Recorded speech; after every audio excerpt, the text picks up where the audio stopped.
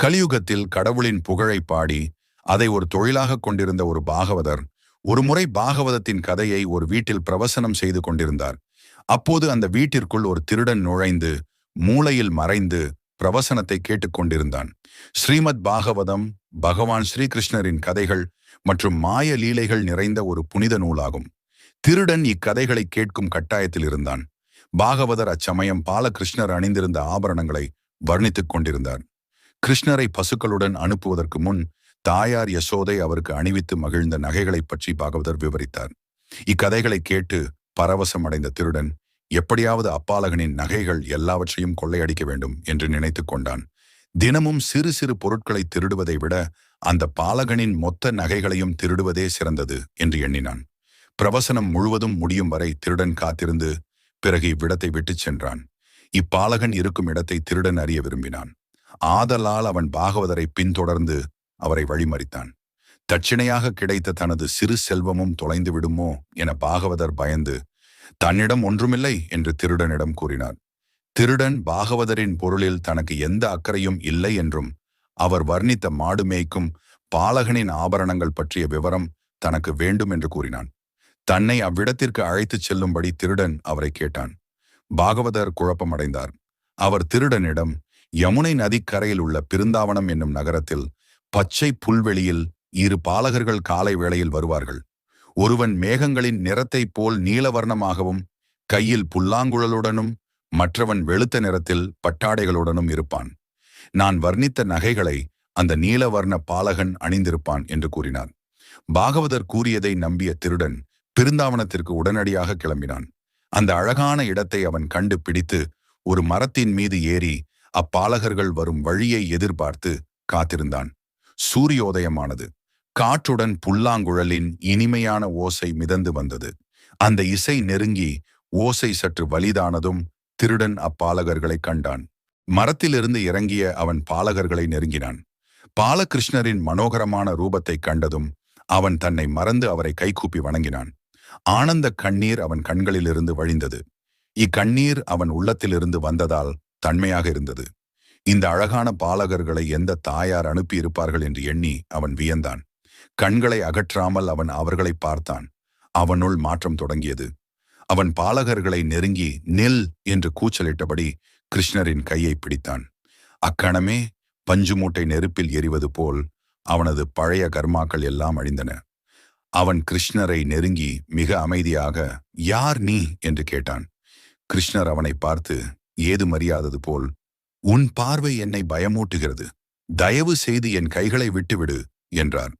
திருடன் அவமானத்துடன், என்னுடைய கெட்ட எண்ணம் என் முகத்தில் பிரதிபலிக்கிறது, எனவே நீ பயந்து கொள்கிறாய். நான் இங்கிருந்து சென்று விடுகிறேன். ஆனால் நான் உன்னை விட்டுவிட வேண்டும் என்று மட்டும் தயவு செய்து கூறாதே என்றான். குறும்புக்கார கிருஷ்ணன் திருடனிடம் அவன் வந்த காரணத்தை நினைவுபடுத்தி சிரித்தபடி, இதோ இந்த ஆபரணங்களை எடுத்துக்கொள் என்றார். குழப்பமடைந்த திருடன், அனைத்து ஆபரணங்களையும் நீ கொடுத்து விட்டால் உன் தாயார் உன்னை கோபித்துக் கொள்ள மாட்டாரா என்று கேட்டான். அதற்கு கிருஷ்ணர் புன்சிரிப்புடன், நீ அதை பற்றி கவலைப்படாதே, என்னிடம் அதிக அளவில் ஆபரணங்கள் இருக்கின்றன. நான் உன்னை விட பெரிய திருடன், ஆனால் நம் இருவரிலும் ஒரு சிறு வித்தியாசம் இருக்கிறது. நான் எவ்வளவு திருடினாலும் எவரும் என்னை பற்றி புகார் கூற மாட்டார்கள். என்னை அன்புடன் சித்த சோரா என்று அழைப்பார்கள். உனக்கே தெரியாமல் உன்னிடம் பழைய ஆபரணம் ஒன்று இருக்கிறது. அதுதான் உனது உள்ளம். அதை நான் இப்போது திருடி எடுத்துச் செல்லப் போகிறேன் என்று கூறிய பிறகு இரு பாலகர்களும் கண் பார்வையிலிருந்து மறைந்துவிட்டனர். திருடன் வியக்கும் வகையில் ஆபரணங்கள் நிறைந்த ஒரு பை அவன் தோளில் தொங்கிக் கொண்டிருந்தது. அதை பாகவதரின் வீட்டுக்கு எடுத்து வந்து அவன் நடந்த அனைத்தையும் அவருக்கு விவரித்தான். பாகவதர் பயந்து திருடனை வீட்டிற்குள் அழைத்துச் சென்று பையை திறந்து பார்த்தார். அவர் திகைக்கும் வகையில் பாகவதத்தில் அவர் விவரித்தபடி கிருஷ்ணர் அணிந்திருந்த அத்தனை ஆபரணங்களும் அப்பையில் இருந்தன. ஆனந்த கண்ணீர் வடித்தபடி பாகவதர் திருடனிடம் கிருஷ்ணரை அவன் கண்ட இடத்திற்கு தன்னை அழைத்துச் செல்லுமாறு கூறினார். திருடன் ஒப்புக்கொண்டு தான் முந்தைய தினம் கிருஷ்ணரை கண்ட இடத்திற்கு அவரை அழைத்துச் சென்றான்.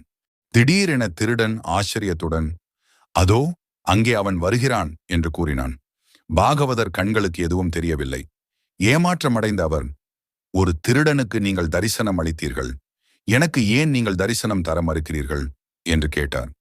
பகவான் ஸ்ரீ கிருஷ்ணர் மிகுந்த பரிவுடன், நீங்கள் ஸ்ரீமத் பாகவதத்தை மற்ற கதைகளைப் போலவே படிக்கிறீர்கள். ஆனால் திருடனோ நீங்கள் என்னை பற்றி கூறியதை நம்பி என்னை தேடி வந்தான்.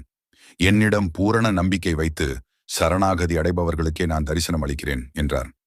கடவுளை தரிசித்த திருடனுக்கு வாழ்த்துக்கள். நாமும் நம் சித்தத்தை சித்த சோராவிடம் அர்ப்பணிப்போம். ஆன்மீக நூல்களை நம்பிக்கை இல்லாமல் படிப்பதால் ஒரு பயனும் கிடையாது. தீவிர நம்பிக்கை இருந்தால் மட்டுமே இறைவனை அடைய முடியும். அடுத்த கதை பகவானுக்கும் பக்தனுக்கும் நடந்த போட்டியை பற்றியது. ஆயிரக்கணக்கில் கிருஷ்ணர் விஷமங்கள் செய்த போதிலும், அவர்கள் வீட்டில் சென்று துவம்சம் செய்த போதிலும், அவனது அத்தனை சேட்டைகளுக்கும் ஈடு கொடுத்து கொண்டு அவன் மீது மாறாத அன்பு கொண்டிருந்தனர் கோகுலவாசிகள். எவ்வளவு அழிச்சாட்டியங்கள் செய்தாலும், ஒரு புறம் புகார்களாக அடுக்கிய போதும், மற்றொரு புறம் அவன் வரவில்லை என்றாலோ அவனை பார்க்கவில்லை என்றாலோ ஏங்கி போவார்கள் கோகுலவாசிகள். கிருஷ்ணனின் முகத்தை பார்க்காத ஒரு நாள் கூட அவர்கள் வாழ முடியாது போலிருந்தது. அன்றாட பசியையும் பட்டினியையும் தாங்கிக் கொண்டே பழங்கள் விற்று வாழ்க்கை நடத்தும் ஏழை பாட்டி ஒருவர், பழம் வாங்கலியோ பழம் என்று கூவிக்கொண்டே வீதியில் வந்து கொண்டிருந்தாள். அந்த சத்தத்தை கேட்ட கண்ணன் வாசலில் ஓடி வந்தான். பாட்டி நில்லுங்க என்று தடுக்க பாட்டி கேட்கிறாள். பழம் வேணுமா சாமி என்று கண்ணன் புன்னகையுடன் கேட்டான். நீங்கள் எனக்கு தருவீர்களா? அந்த அழகான கண்ணனின் முகத்தை பார்த்ததும் பாட்டியின் மனம் உருகியது. போதா குறைக்கு பாட்டி என்று உறவு கொண்டாடுகிறான். உறவுகள் ஏதுமின்றி தனியாக பழங்கள் விற்று வயிற்றை கழுவிக் கொள்பவளுக்கு புதிய உறவு கிடைத்துள்ளது. அதுவும் இறைவனோடு. சின்ன கண்ணன் இதழ்களை குவித்து குவித்து பேசும் எழிலை காண்போர் பேச்சற்று போவாரென்றோ. உங்களுக்கு தான் எல்லாமே என்றால் பழம் விற்கும் மூதாட்டி. அப்படியா? எல்லாமே எனக்கா? ஆமாங்க தங்கம், எல்லாம் உங்களுக்குத்தான். இருங்க வரேன் என்று சொல்லிவிட்டு உள்ளே ஓடிச் சென்று 2 பட்டுக்கரங்கள் நிறைய தானியங்களை அள்ளி கொண்டு வந்தான் கிருஷ்ணன். தத்தி தத்தி அவன் ஓடி வரும் வேகத்தில் கையிடுக்குகள் வழியாக தானியங்கள் சிந்திக்கொண்டே வந்தது. 3ஆம் கட்டிலிருந்து வாசலுக்கு வருவதற்குள் எல்லா தானியங்களும் கீழே சிந்திவிட, இந்தாங்க பாட்டி, நீங்க எனக்கு சும்மா தர வேணாம், இதை எடுத்துக்கோங்க என்று கையை நீட்டியதும் கீழே இறைந்தது போக மீதி சில தானியங்கள் கைகளில் மிஞ்சியிருந்தன. அவற்றை கொடுத்தான் குட்டி கிருஷ்ணர். சரிங்க சாமி, உங்க கையால எது கொடுத்தாலும் போதும், எனக்கு இதுவே அதிகம் என்று கூடையை நீட்டினாள். கண்ணன் தாமரை கைகளை கூடையில் உதற அக்ஷயமான செல்வங்களை அளிக்கும் வரத ஹஸ்தங்களிலிருந்து கூடையில் விழுந்த தானியங்களை பழைய துணியில் சுற்றி வைத்துக் கொண்டாள் அந்த மூதாட்டி. மிகுந்த பாசத்துடன் கொண்டு வந்த அத்தனை பழங்களையும் கண்ணன் கை நிறைய அடுக்கினாள். உண்மையில் பழங்களை விற்றால்தான் அன்றைய உணவு என்ற நிலையில் அவள் மனம் கண்ணனை பார்த்ததும் அவளது பசி மறைந்தது. பசியும் பட்டினியும் பழகி போனவைதாம். ஆனால் இப்பேற்பட்ட குழந்தை பாட்டி பாட்டி என்று 10 தடவைக்கு மேல் அழைத்தானே என்று நினைத்து கொண்டே வீடு போய் சேர்ந்தாள். வீட்டுக்கு சென்றால் அவளது கூடை நிறைய விலை உயர்ந்த ரத்தினங்கள் நிரம்பியிருந்தன. 2 நாட்கள் சென்றன. பழம் விற்கும் பாட்டியின் ஏழ்மையை போக்கிவிட்ட சந்தோஷம் கண்ணனுக்கு இருந்தது. இனி அவள் வாழ்நாள் முழுதும் உட்கார்ந்து சாப்பிடலாம், தள்ளாத வயதில் வீதி வீதியாய் அலைய வேண்டியதில்லை என்று நினைத்து கொண்டே பழங்களை உண்டார். 3ஆம் நாள் காலை, பழம் வாங்கலியோ பழம் என்ற சத்தத்தை மீண்டும் கேட்டார். அதே பாட்டியின் குரல்தான் என்று ஓடி வந்தான் கண்ணன். ஏன் பாட்டி, உங்களுக்கு அவ்வளவு ரத்தினம் தந்தேனே, பத்தலியா என்று கேட்டான். நீங்க கொடுத்தீங்க சாமி, இதோ பாருங்க, கூடை நிறைய பழங்களுக்கு அடியில் இருக்கு. இவையெல்லாம் கண்ணனுக்கான நகைகள். நீங்க பாட்டி பாட்டின்னு கூப்பிட்டீங்க, பாட்டியால முடிஞ்சது இந்த நகைகள் எல்லாம் நீங்க தந்ததுதான். இதெல்லாம் நான் வச்சுட்டு என்ன செய்ய போறேன்? எனக்கு ஒரு கால் பயத்து கஞ்சி போதுமே என்று சொல்லிக்கொண்டே அத்தனை நகைகளையும் கண்ணனுக்கு போட்டு அழகு பார்த்தாள். கண்ணனுக்கு ஒரே புதிராய் போனாள் அவள். ஏழையாயிருக்கிறாள், செல்வத்தை கொடுத்தால் எனக்கே திருப்புகிறாளே என்று கொஞ்சம் அசந்துதான் போனான் கண்ணன். மறுநாள் காலை மறுபடியும் பழம் வாங்கலியோ பழம் என்று பாட்டியின் குரல் கேட்டு கண்ணன் மிகவும் ஆச்சரியப்பட்டான். ஓடி வந்தான். இப்போது பாட்டியை பார்க்க கண்ணனுக்கு ஆவல். பாட்டி, உங்க வீடு? ஆமா சாமி, நீங்க என் குடிசையவே அரண்மனையா மாத்திட்டீங்க.